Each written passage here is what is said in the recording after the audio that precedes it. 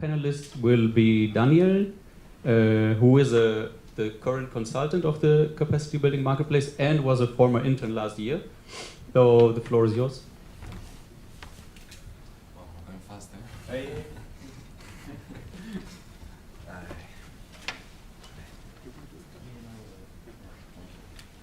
So good morning again. Thank you, Corey, and the rest for this inspiring presentation. So really fast, I will talk about the importance of agriculture into the UNCCD process. So I'm going to focus on 4 points: the UNCCD itself, the challenge of global land degradation, where agriculture is involved, land degradation neutrality, and the reporting process and monitoring of the UNCCD. So first, the UNCCD, as it has been repeated many times today, focusing on land within the framework of the SDGs, which means SDG 15 and target 15.3. Consequently, as you know, the ultimate objective of this convention is to combat land degradation and desertification.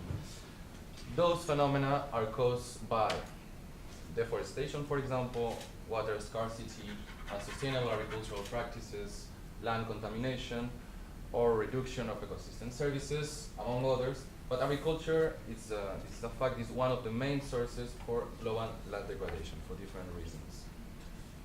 Moving into where we are now, these are the challenges of global land degradation. I'm going to show you a few illustrative examples that show how is currently the situation.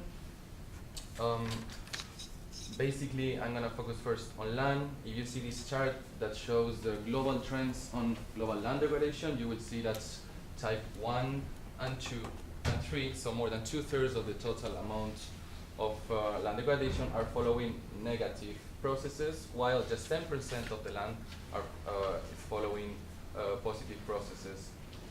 Checking this global desertification vulnerability map, you will see that those areas in yellow, red, and orange are those that are moderated, highly, or very highly degraded.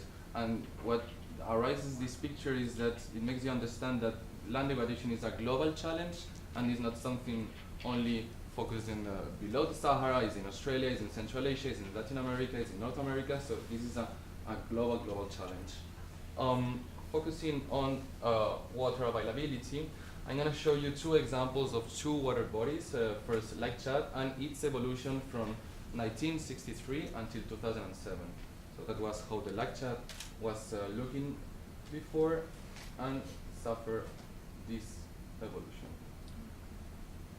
And the same I will do it with the Aral Sea in Central Asia, that from 1960 until 2010, it followed this process.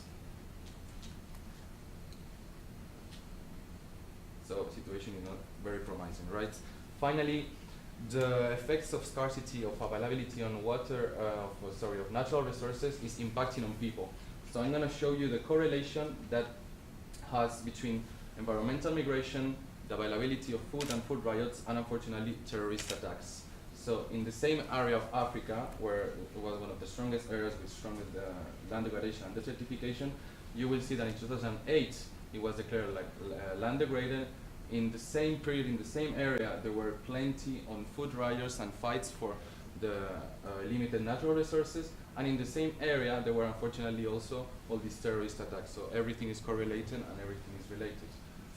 So is there any scientific framework that tries to tackle land degradation? So yes, the answer is yes. The UNCCD has proposed the land degradation neutrality.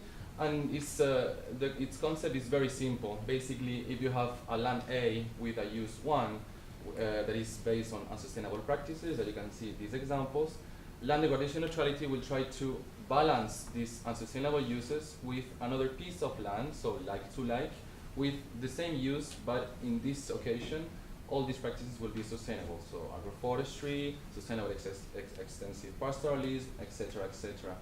The key here is that the objective of this framework is to halt the ongoing loss of productive land, and the emphasis is on the availability of people or reaching those natural resources.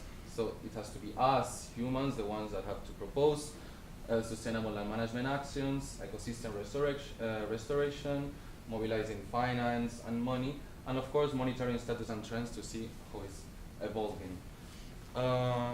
After pointing out the agriculture and the UNCCD process, the global problem of land degradation, and the scientific solution, now is the moment to underline in this process the monitoring and reporting processes of the UNCCD.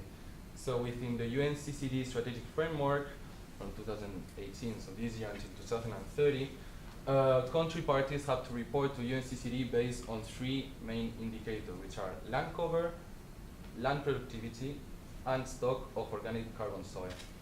To go more concretely in these indicators, land cover is directly related with the land use and consequently with the qualitative assessment of that land unit.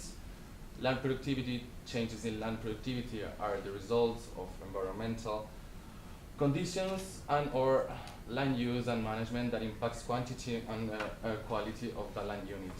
And the stock of organic carbon soil is basically the mass of soil of organic carbon per unit area above and below the ground.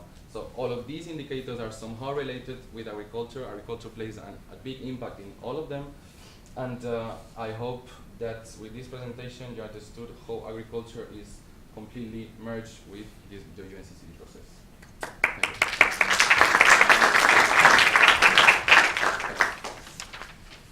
Thank you so much, Dani, and thank you for keeping it in time as well.